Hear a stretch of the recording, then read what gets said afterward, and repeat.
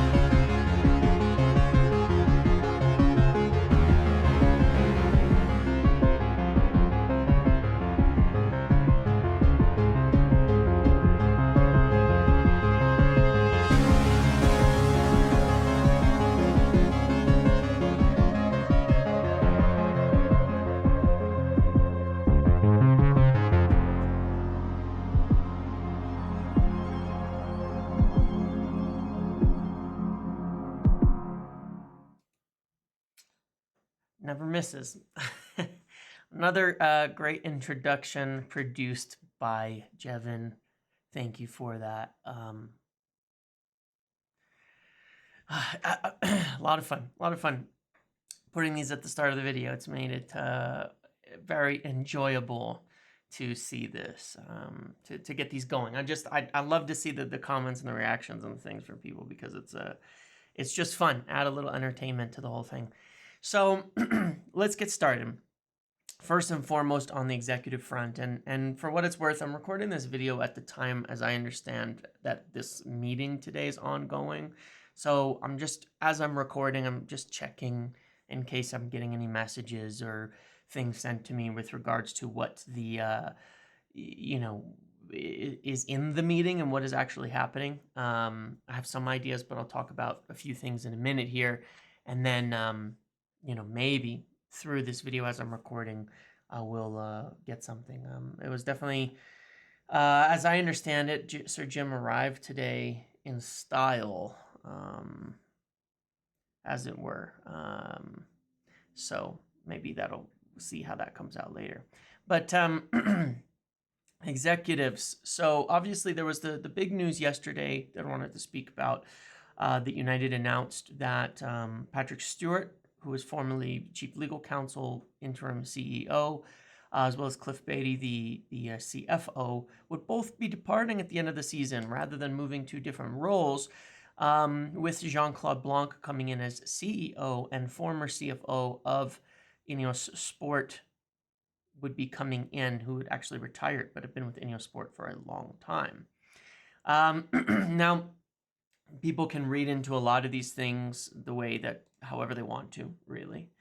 The reality of those names coming in, what they're there for, even for the short time being until Omar Barada gets in, is this, as far as I've been told. The primary reason for these staff departures at this executive level is the pursuit of commercial sponsorship and, of course, the stadium in terms of opportunities. It was felt that Blanc would be, at the moment, the best man to lead within the club, even for the next few months, to start lining things up ahead of Omar Barada arriving. Once Omar Barada arrives, he is expected to work in tandem with him on most aspects of the commercial side of the club, as well as, of course, the stadium. Blanc being sort of the leading expert in terms of INEOS in general, in terms of football finance, as well as having specific and vast experience on the aspects of, stadium development and all of that, due to, his history in the past. And so, there's been, as I understand it, they're really happy with the way that the details and things have been forming with the stadium and the meetings that they've had and all of that in terms of it moving forward, and they intend to press ahead on a whole lot of plans, but that they are also going to be pursuing a lot of commercial and sponsor type opportunities. There is an enormous task being undertaken at United right now, separate to just purely the on-the-pitch football side of it. And as we kind of know, INEOS aren't just running the football side of it. It was stated that their view would be much broader, and it pretty much is. At this point in time, they're operating essentially as the de facto owners of the whole thing. Yeah, of course, there are things the Glazers could stop, but at the same time, as I mentioned before, this is a deal done in tandem. This was not forced down Joel and Avram's throat or anything like that, and they would have probably sold the whole club to INEOS if there hadn't been certain challenges with it at the time. Their expectation is that allowing INEOS to do all of this is only going to result in a better deal for them down the road. Likely one where, in my opinion, that the structure of everything has already effectively been laid out for further takeover in the future. INEOS at this point in time are lining up different commercial deals and opportunities that they want to take advantage of quickly. There may be additional appointments that are made in the commercial and business aspect of the club. Business officers, things like that, people to come in and assist and kind of line things up with commercial deals, sponsorships, and everything. One of the issues right now is that they feel that they strongly need to move swiftly into increasing the baseline revenue for the club overall. You have significant concerns that have been raised with PSR, things like that in the past. There's really two ways to resolve those concerns. One is you can raise the income, or two, you can lower the squad costs. They don't really want to lower the squad costs. The squad costs, to some degree, are already felt like they're at their limit, and that's part of the problem with spending. We'll talk about the finances a little bit more in the future, but effectively, they want to move quickly on working on plans to add additional income and revenue streams, the stadium, all of that, and get things moving fast.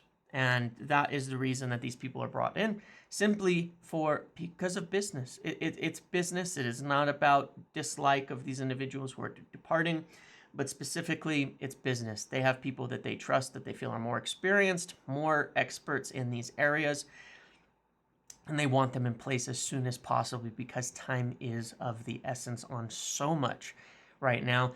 And again, there is so much to do outside of just the on-the-pitch stuff. And so when you're looking at it and saying, well, why haven't we gotten clarity on all these points on this player, on that player, on this manager, on that?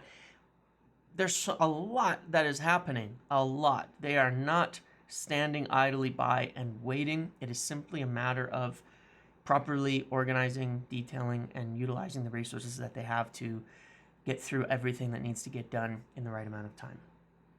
The meeting today, as I said a few minutes ago, I'm hoping I'll get details. I'm hoping I will get details about it, and I'm hoping that I will get more specific information as to what it is all about. Interestingly enough, if I'm not mistaken, give me just a second here. If I'm not mistaken, this meeting had been planned for a bit, for this period of time. I don't know how long that is, actually. I have no idea how long ahead that was. But essentially, obviously, Sir Jim Ratcliffe, Jean-Claude Blanc will be there. They arrived this morning. And it should be ongoing right now, maybe over. And maybe it's done now, maybe finished, we'll see. But I would suggest that it's strongly related to, this is not the type of meeting that's like, ooh, we're selling X player, we're doing this. That's not what this is about. It's a type of meeting where they're going to be laying out the future plans. They're going to be talking about potential overhauls to the infrastructure, to Carrington, to the stadium, to the direction that they're intending to go on all of these things.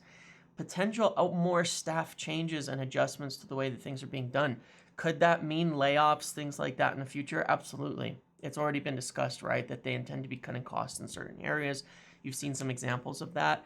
I'm not saying that's what they're going to say in this meeting. I'm just saying that this is sort of probably more the subject matter of a meeting like this is on, I mean, if you've ever worked in any kind of big corporate thing and they're doing these kind of all staff meetings, sometimes it's good, like when they take over and they come in to put, we're here, we're going to fix everything, we're going to do everything.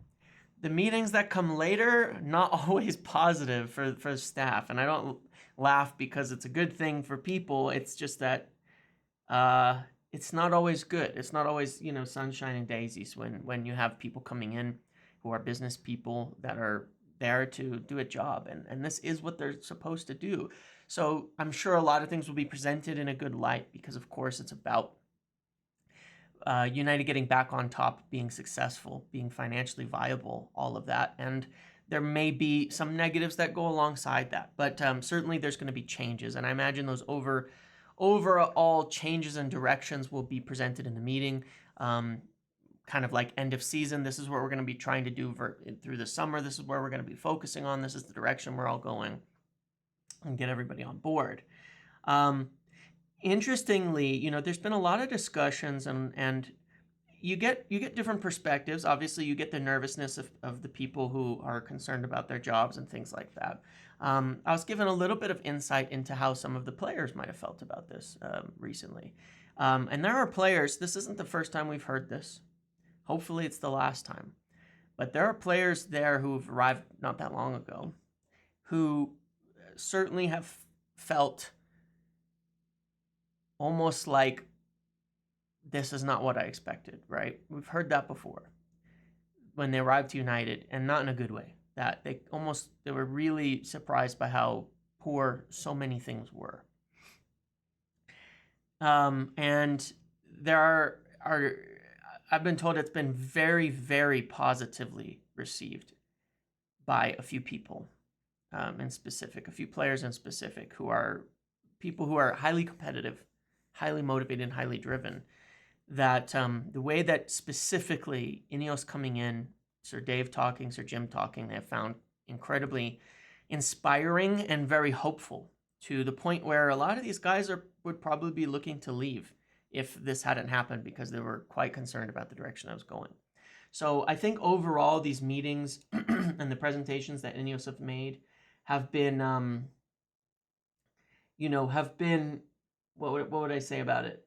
They've been positive from a football standpoint because the focus is on football. And at the same time, that might make, some other people, it might come across negative to other people who are, on the other side of things where there might be too much bloat or there might be too much expense or things like that. And that's just kind of the nature of the beast at this point in time. But I can for sure say that it's been adding some hope to players who felt like maybe United wasn't what they thought it was, this legendary club that they watched growing up. And that they feel like they might actually be on their way back. So that's good. In terms of finances overall, and this pertains to the earlier part of the discussion as well, is that, if effectively you've kind of seen a fair bit of things toning down the summer and toning down what can happen. I think they could have a very large summer, but the loss of Champions League football and potentially European football certainly has an effect on it because it's reducing the amount that you can spend by a fairly decent amount.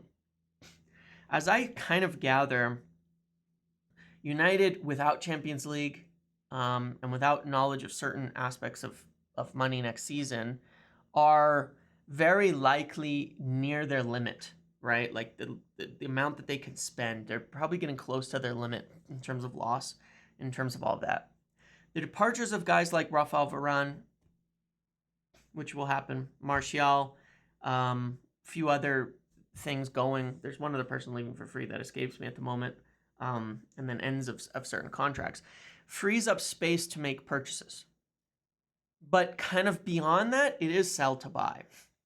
And what INEOS are looking to do is they know that they need better deals and a better wage structure and a better purchasing in general, but that doesn't mean that they intend to be cheap forever. It doesn't mean they intend to sit there and say, we're never going to buy expensive players again. We're never going to buy top players again. We're never going to have to give big wages, because you do in terms of being competitive. You just do. You're always going to have to do those things at some point in time as a top team. Every top team ends up, with some players that are just expensive and all of that in order to stay competitive. But at the same time, at the moment, they know they have to be smart there. And in order to get everything done, they've got to raise funds. And so there's a big, big push to really enhance the commercial side of the club from these guys who are experts. And obviously the stadium being in the long-term part of that, expanding the potential income streams and everything. But again, the executive changes, all of that, saying, can we get some more commercial deals done this summer so that they'll be on the books for next year so that they can increase what we can spend during next year? Are there sponsorships and things we can do there? What else can we do to raise our revenues when we know we're missing out on Champions League and all of that? Not just for this season, but for the long term, to just keep increasing that baseline where the revenue is always going up and one dip doesn't hurt that bad. Remember, it actually is worse missing Champions League this year because we have a new Adidas deal. And the new Adidas deal is not where you lose funds based on missing 2 years in a row. You lose it every time you miss Champions League. Oops. So I think that was agreed last year. Something like 10 million is lost there. So yeah, that makes it a little more difficult. There's no doubt about it. And it is going to limit things a bit, but that's why they want to work on these things right away. And that's why there is a definite need for this sort of clear out. And to be clear, this is the reality of it. United haven't gone to all these players and said, you're for sale, you're leaving, you find a new club, you get out of here, you do this, because it's not like that. What they want is their perspective is that there's not a bunch of players at United right now where they can say, that's the guy, we need them for sure to build around for the future. There's practically nobody outside of those 3 young players that have high potential and are also very flexible. They could fit into any team, any system, anything. They have the ability to still do that. Beyond that, they're not stuck with the idea of anyone at the club and saying that is what we're building around. They're approaching it from a purely top-down level. And as part of that, they want, of course, players who are totally committed to being there moving forward. So it's more like, if you want to go, tell us, and if a decent offer comes in, you can go. That's true for everybody.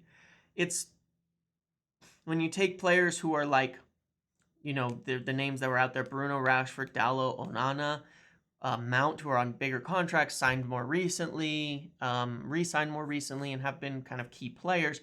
They're not actively trying to sell them or seek out suitors. They're just saying, look, if a good offer came in and you wanted to go, we would let you go. And for everybody else, we'd like to try to find buyers for you, to give you, to send you somewhere else. So there's the 2 aspects of that are, one, that they need funds, for sure. They need funds because they could replace Varane with a signing.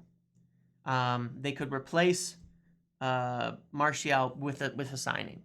But they cannot buy in all these different positions without making further sales. 100% they cannot.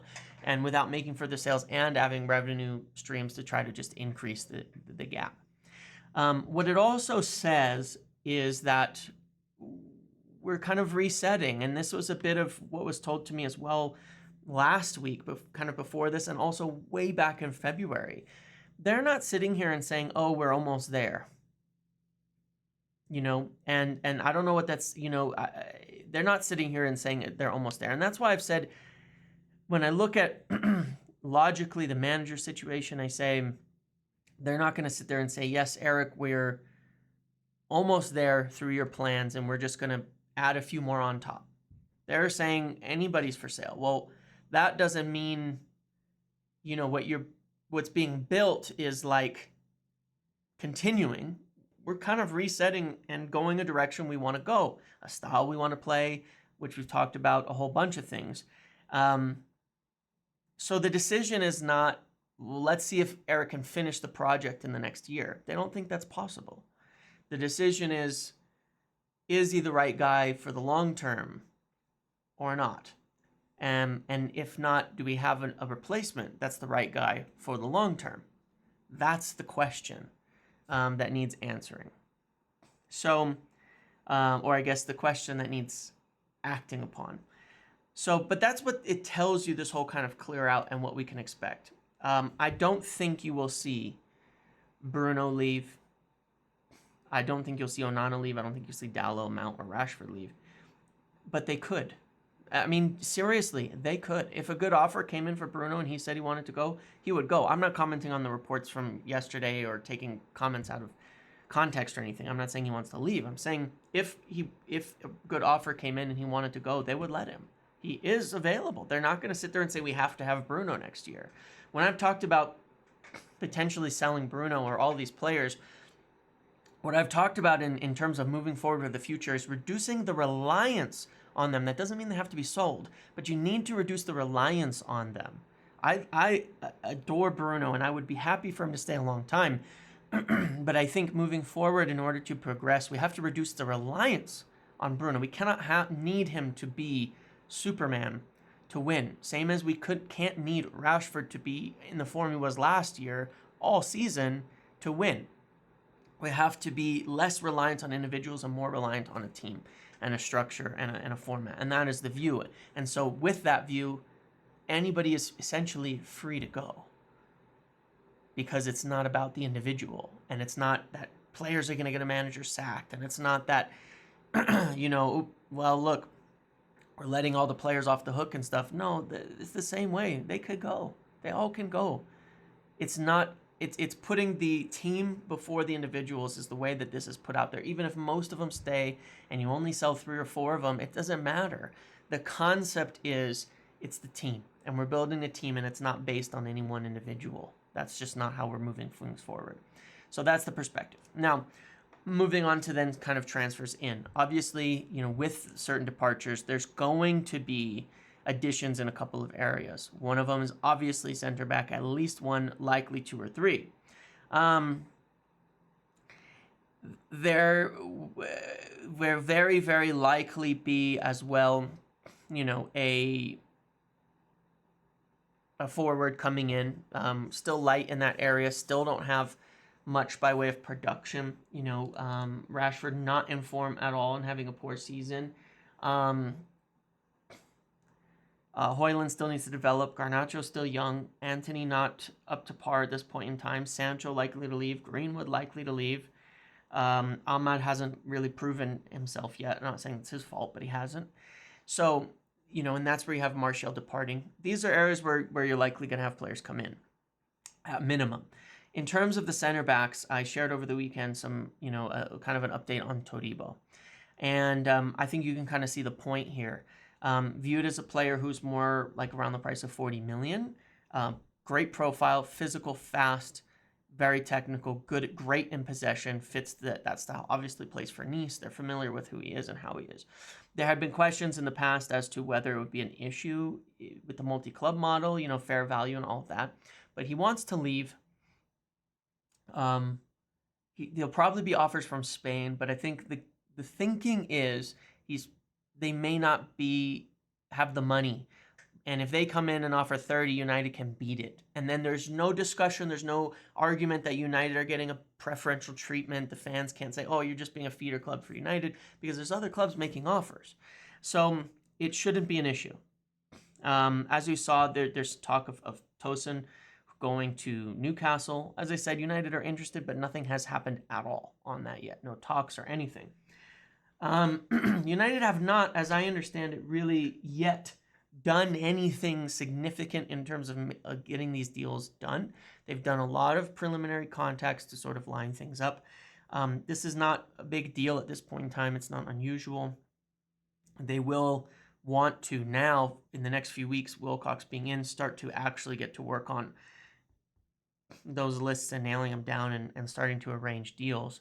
But I would suggest that Todibo is a very real option there at center back. Obviously, Branthwaite, I think United are going to make Everton sweat there on, are going to make Everton sweat a bit. You look at their financial situation, they need money, right?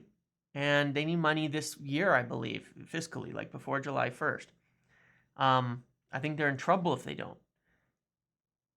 Who's going to offer them a route out? If they sit with Branthwaite's price at 70, 80 million, it won't happen for United. But if the pressure rises and pushes and they have to make a sale and they have to raise 50 million, they may drop it by then. So yeah, that's part of the strategy there. You got some confirmation from, I think, Times, Henry Winter, somebody it was, Hearst, maybe it was, I think it was Hearst, who said that United are considering a deal for Olise, as I've mentioned a few times. And yeah, I think that the center back situation is the most interesting, because it's where you're likely to have guaranteed departures and where there's practically nobody healthy at the moment. So I would say, Todibo definitely would keep an eye on. I see some rumors about Silva. My information on that has always been that he's someone that they really like. They've not agreed anything with anybody. That's my information. They really like him. They would be interested in a deal. It's a non-starter if it's being looked at for 80 to 100 million, like his release clause. It's just a non-starter. So that would have to move as well and change. Maybe it will. Maybe it will. And he will be, if he became an option at a reasonable price, it would be 100% under consideration for United. So let me see what else, if I had any other specific updates of note on that. No, I mostly wanted to talk about the center back side of things and some of the things that are going on there. And but then, basically, if you look at it, the center back, the forward, maybe a fullback, maybe a midfielder, but beyond that, it's going to be sell to buy. It is going to be sell to buy. They're going to have to make moves elsewhere, including on the wings with Olise. If they can move Sancho, if they can move Greenwood, then I think he becomes more viable.